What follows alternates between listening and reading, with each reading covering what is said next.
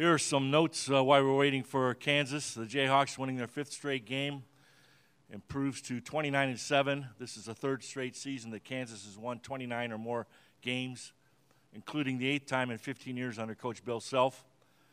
The Jayhawks advanced to the NCAA Sweet 16 for the 3rd straight year and 31st time in program history. Jayhawks are now 33-2 in their last 35 NCAA tournament round of 32. Bill Self improves his NCAA tournament record at Kansas to 35-13, the most NCAA tournament wins ever by a coach at the school. Malik Newman led Kansas with 28 points, 18 in the second half. Kansas shot 60% in the second half. Other scoring leaders, Vic with 13, Mikhailuk with 16, and Azubuike with 10. Seton Hall was led by Kadeem Carrington with 28 points. Angel Delgado had 24 points, 23 rebounds. He moved up to number 7 on the NCAA all-time career rebounding list at 1,455 rebounds.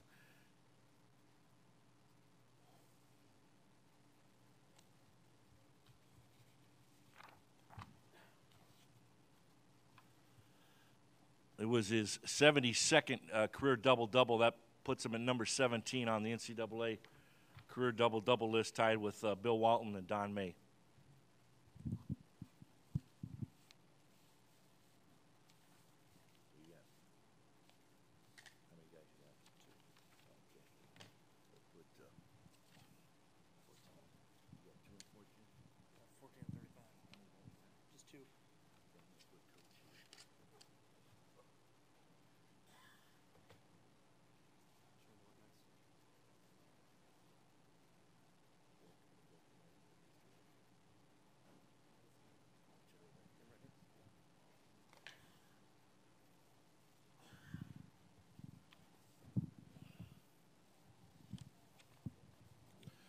Format for this press conference, 15 minutes. We'll have an opening statement from Coach Bill Self. Then we'll take questions for our student athletes before dismissing them. And we will conclude with question and answers with Bill Self. The Kansas locker room will be open.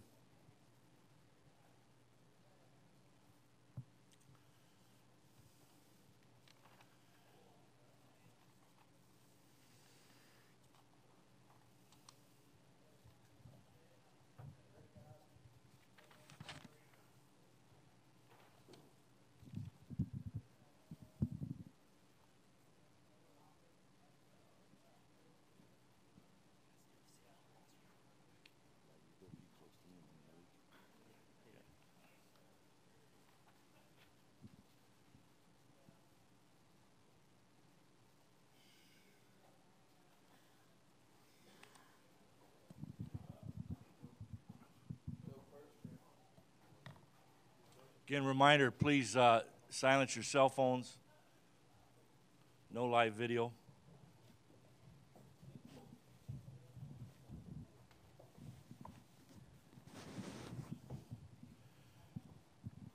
Okay, at this time we get an opening statement from the victorious Kansas Jayhawks. Coach Bill Self, congratulations. Now it's on Omaha. Thank you very much.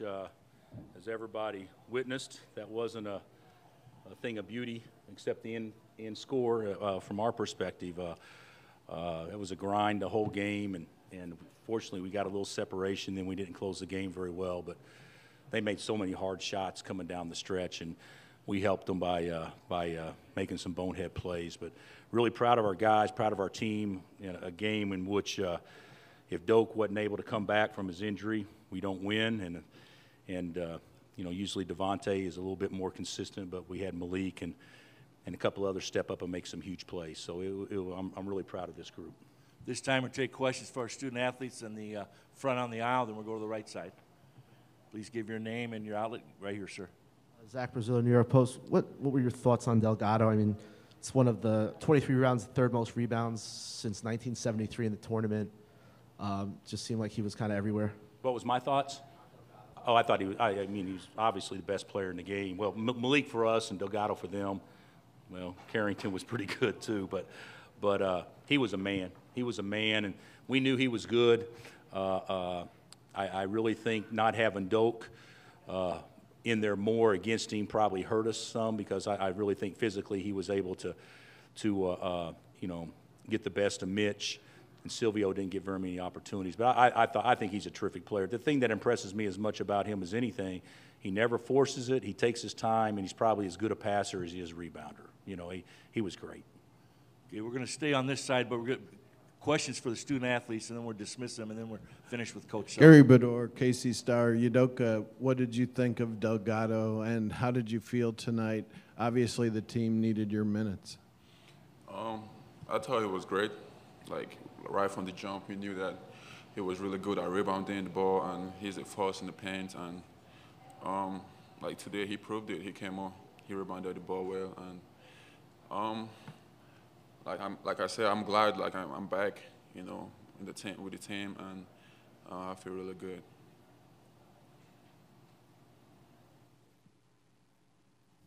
Greg Eklund, Kansas Public Radio, also for Doak.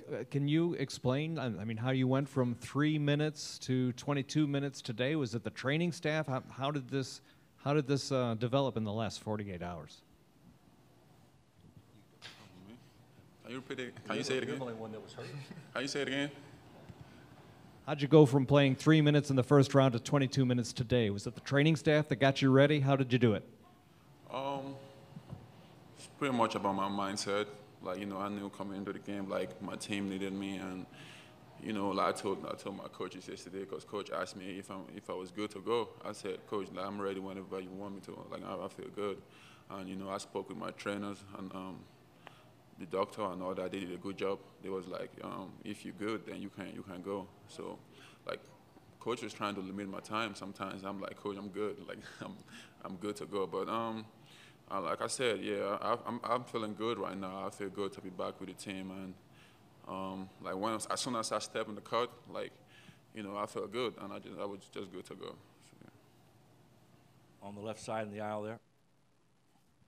Bobby Nightingale, Lawrence Journal World. Malik, did you guys expect that from Udoka today, his minutes? I mean, yeah, we did, and I mean, Coach always been saying that once he come back, he was gonna be good, because, like Udoka just said, his attitude been good, his mindset been good, and I think we have some of the best trainers in college basketball. So once we saw him out there, I knew he was gonna be good. You know, I knew he wasn't gonna be shying away to his knee. So, like Doak just said, I'm glad he back. Glad he with the team, and moving forward, I think he can only play better. On the right side. Yeah. And then we'll go up front. Kelton Brooks, Hutch News. Malik, yesterday, I'm sorry, not yesterday, but on the previous game, Devontae, he had 28, and then tonight you had 27, I believe. Can you talk to me about the versatility of the team and how you guys were able to have so many different options throughout games? I think with the way that coach play us with the 4 guards and with the big man, I think any one of our starting 5 always have a chance to go out and get 20 plus, and we always capable of it. And I mean, we just have, you know, different guys that can go out and make a play for themselves or make a play for others. So I mean, we versatile all over the court, and I mean, we got a big fella right here that we can throw it into, and he can go get us 20 in a given night. So I mean, it's a lot of weapons that we have to our arsenal.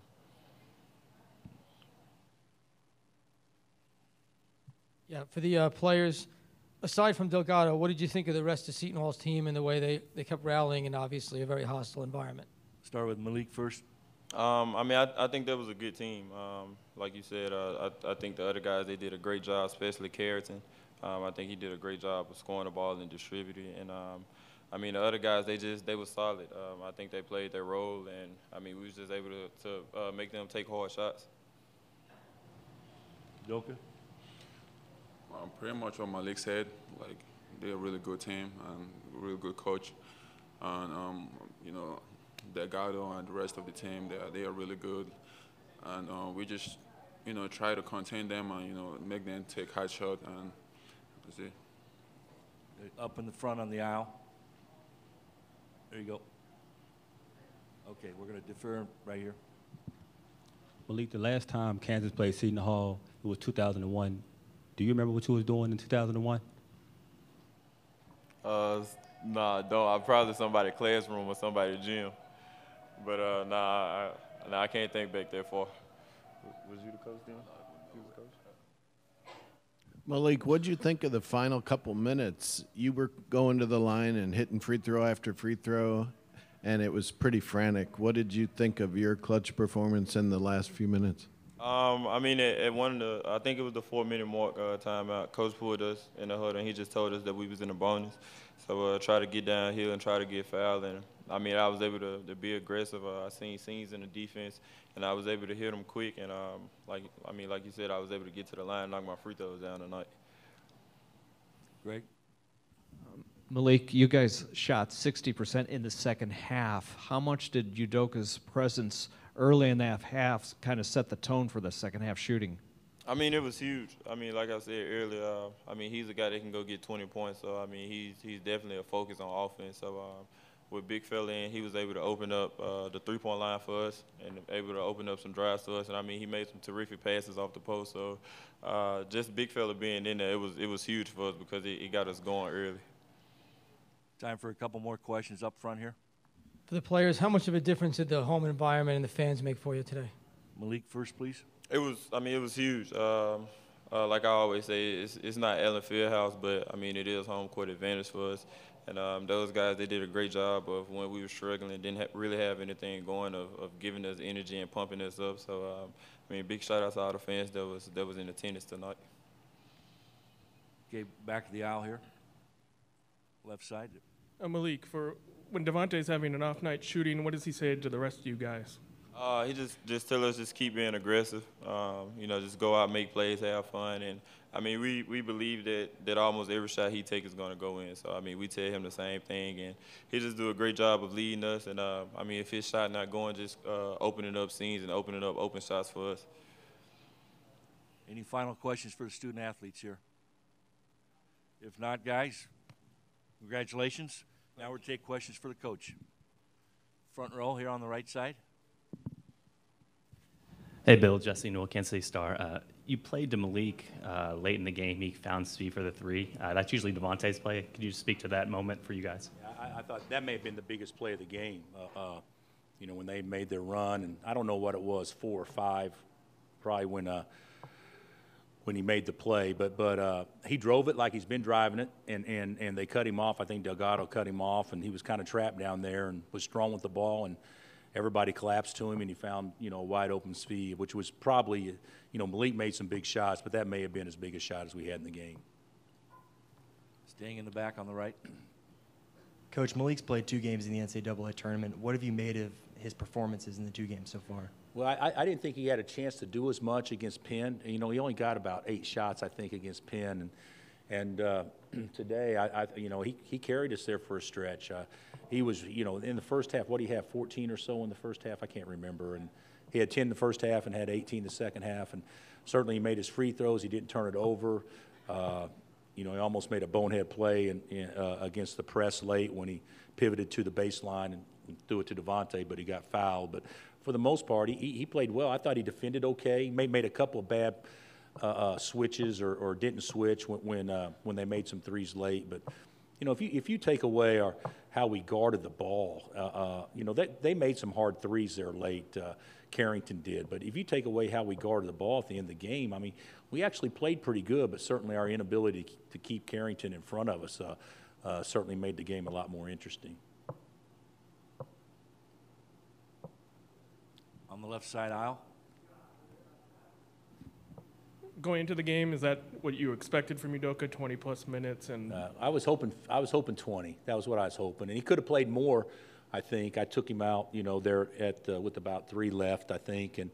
And turned out not to be a great play to take him out, obviously, because Delgado got his hands on a couple of balls, and we still missed our free throws. But I thought he did great. I mean, he practiced one day in the last 11, and that was yesterday. And the question was asked earlier, how did he go from 3 to 22? We were told that if he played a lot on Thursday, he'd be too sore to play on Saturday, more than likely. So try to limit him as much as possible, and then he's going to be really sore tomorrow and Monday, and hopefully he can practice Tuesday through Thursday and get ready to go again. But I thought I thought his attitude has been great, and he's matured so much, and he's really made in my opinion, he was the most valuable player, because if his mind wasn't so right to get healthy that fast, there's no way we would have won that game.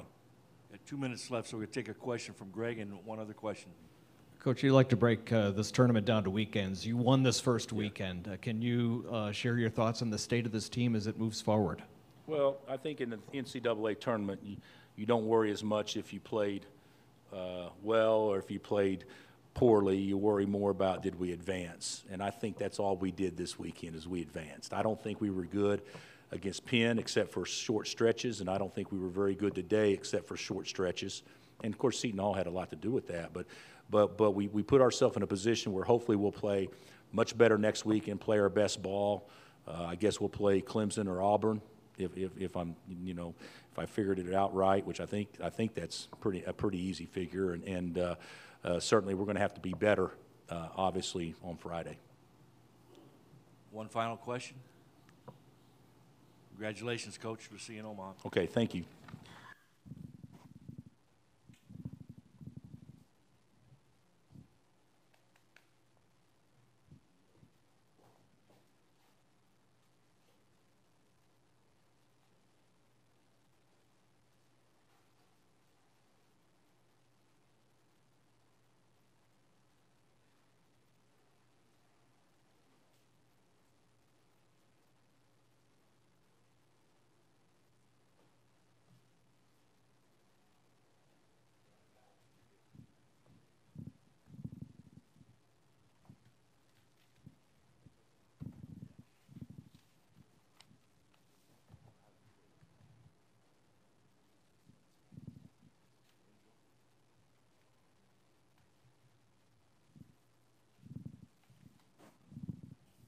Kansas locker room will be open for 12 more minutes. We'll have Seton Hall players and coaches up shortly.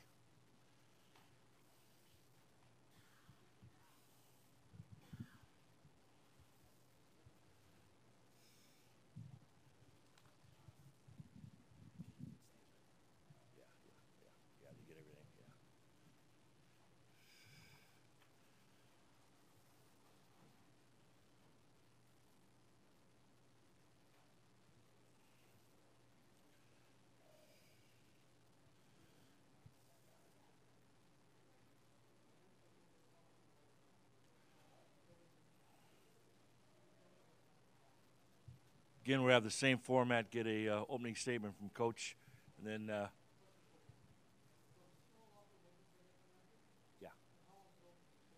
when these guys get done, it'll still be open another 15, 20 minutes.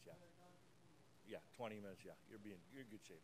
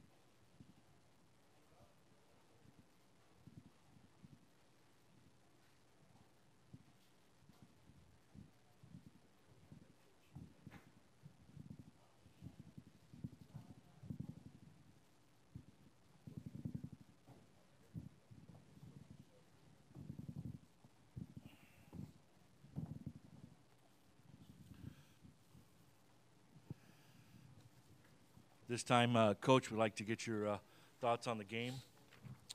I thought it was an extremely well-played game by both teams. I thought the kids really left everything out on the floor for both teams. Proud of the way my guys kept fighting back. Just got to give Kansas a lot of credit. They hit a lot of big shots late and earned a hard-fought win. This time, we'll take questions from student athletes in the front on the aisle. This question's for Angel. Angel, how were you able to dominate the front court in this game, and what can you say about the way your teammates performed and left their mark here? think we played kind of the best game that we ever played. The guys leave everything on the floor, and I'm really proud of my teammates, and I would not change these guys for anybody in the country.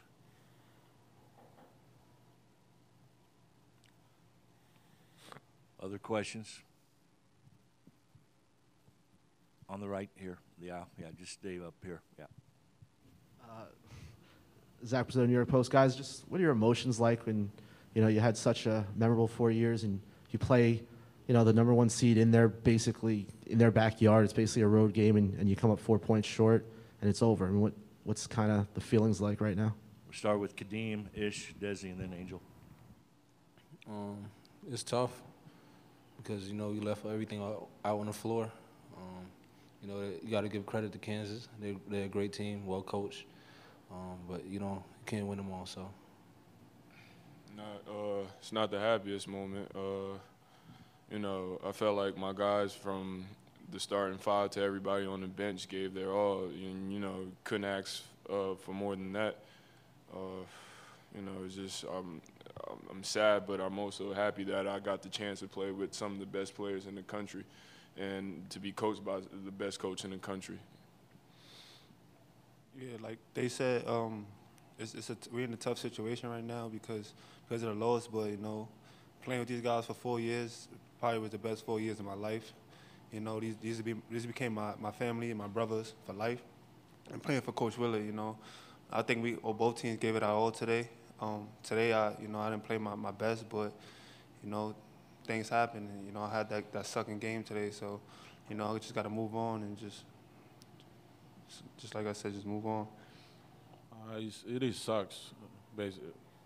It sucks to leave like this right now, because we got so much expectation. We want to win everything, and we want to be the best team in the tournament. But it's one winner and one loser. We're the losing team right now. So I'm just proud of my team, just proud of my coach.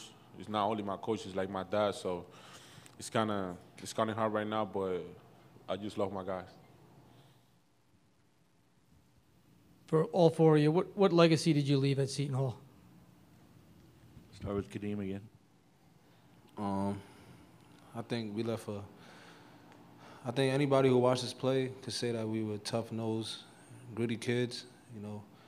We didn't take anything from anybody, and we played hard. And that's what we try to do from the time we stepped on campus. We try to play hard for ourselves, for our coaches, for our families, and for the name on front of our jerseys. We left a legacy of us being a family. We won together, we lost together.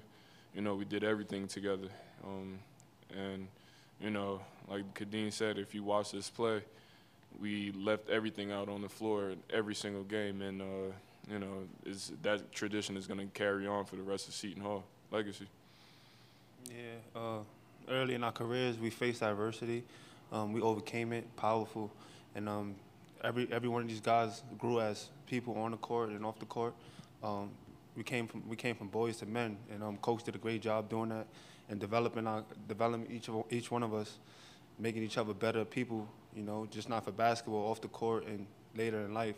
And I want to say thank you to him. He did an unbelievable job with me. A lot of people gave up on me, but Coach did it.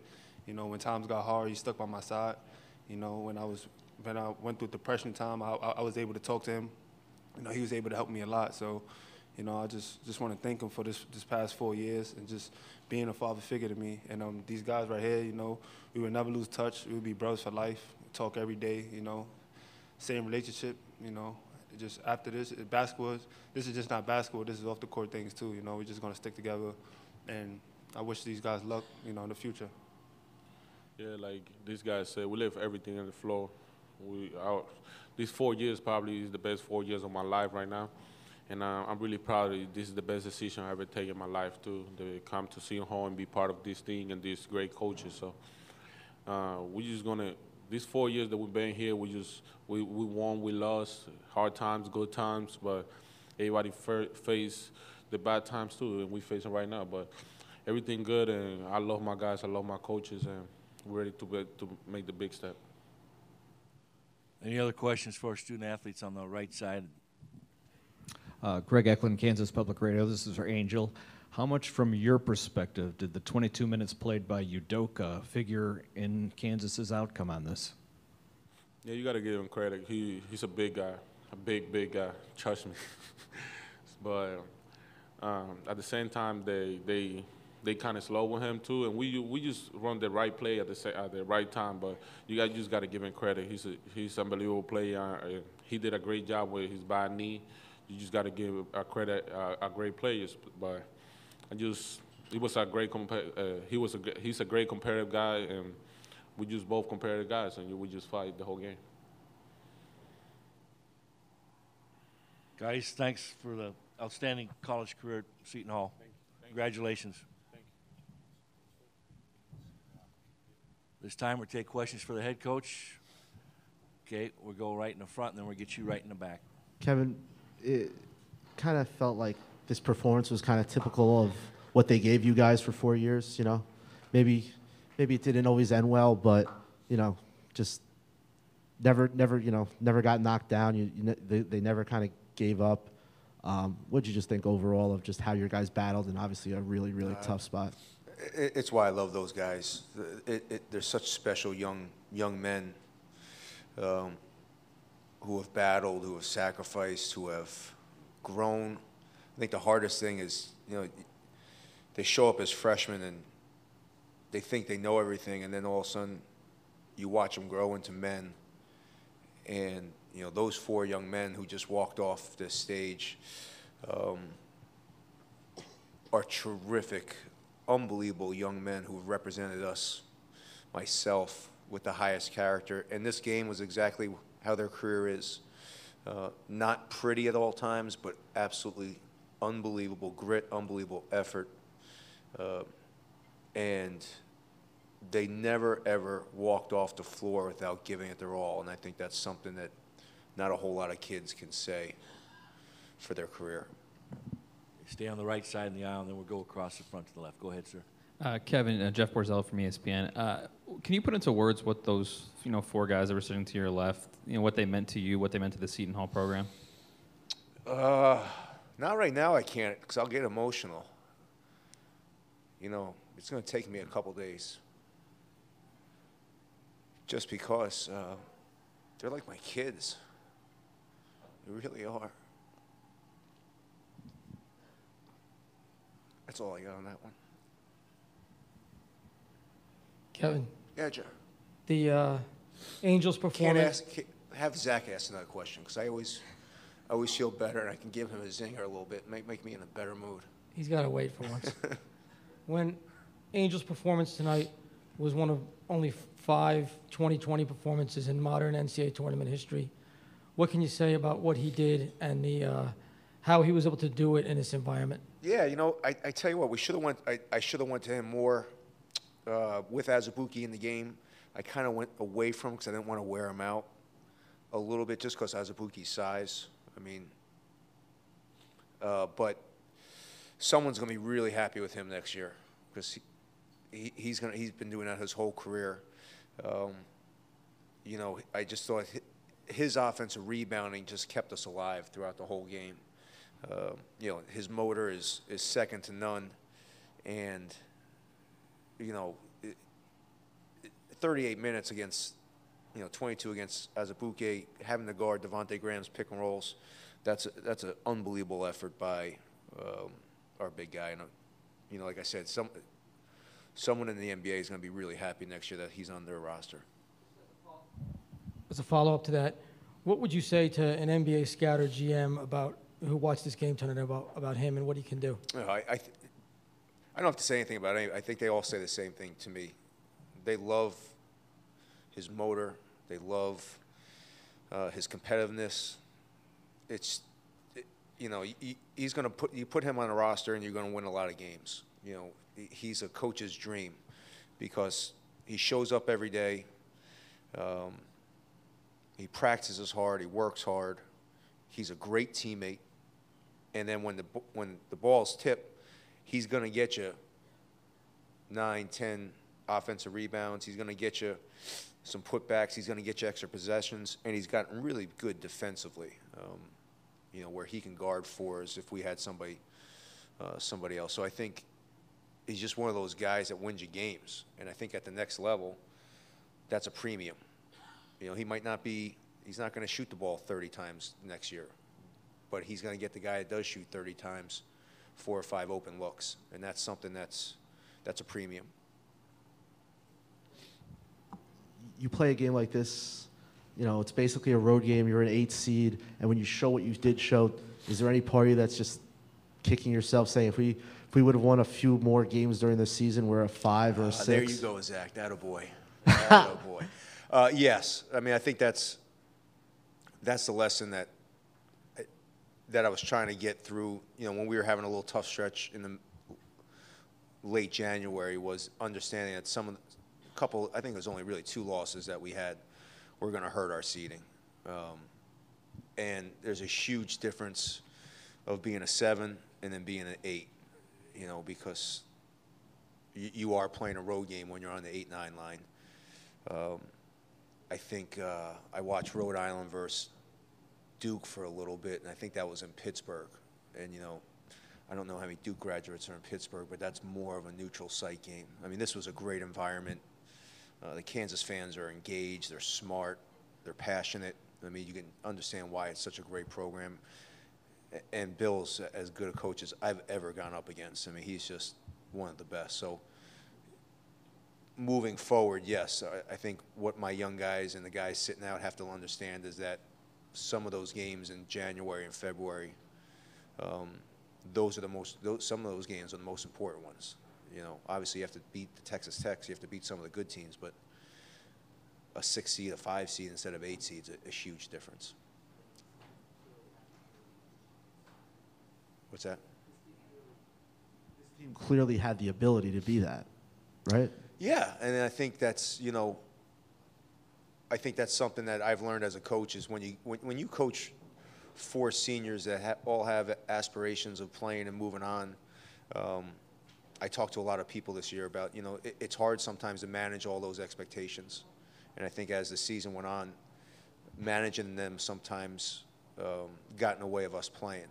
And, you know, it's a lesson learned moving forward. And I think the next time we're in this situation, we'll make sure that we don't make those mistakes. Got one last question here. Coach Jackson Schneider, KJHK. You brought a team here with 4 seniors that lead your team, but how do you build off of this, your first tournament win in you know, quite some time? How do you build towards next year? Yeah, I mean, I love the momentum that we've created. Again, I think we've only gone to 12 NCAA tournaments in Seton Hall's history, and you know, we've got 3 in a row, which we take a lot of pride in. I think the biggest thing that everyone talks about these guys' legacy. The legacy that I know they'll leave is the fact that the 3 guys I have sitting out, the young freshmen that we had playing, the 3 or 4 guys we have coming in next year, all understand what they need to do on an everyday basis to take the next step. And people talk about on the floor, but really, these guys showed up every day. They worked hard every day. And it's, if you ask them if they were still up here, they would say, and they wouldn't know it right now, but when they come back next year to watch us play, they're going to know by the way Q, Torian, Rowe, all these freshmen work on an everyday basis. And that's going to be their greatest legacy, is the fact that the consistency that they work with, the consistency that they played on the floor, the consistency that we've won for the last, I would even say 4 years, their freshman year, has given Seton Hall a very, very bright future. And not a lot of kids understand that at this time. They won't understand it until they come back next year for a home game, and they'll be really excited about their legacy because they'll watch it on the court. That's a long answer for that question. I apologize. Thank you very much, Coach. Thanks, guys. Appreciate it. Seton Hall locker room still open. Thank you.